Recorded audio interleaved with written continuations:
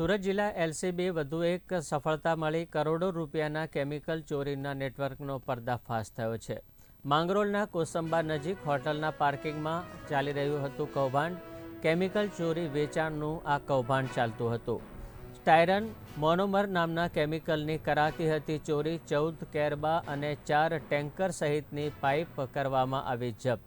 પોલીસે 2.17 કરોડથી વધુનો મુદ્દામાલ જપ્ત કર્યો। સ્થળ પરથી 4 ટેન્કર ચાલકને ઝડપી પાડ્યા, જ્યારે અન્ય 2 વ્યક્તિઓને વોન્ટેડ જાહેર કર્યા છે।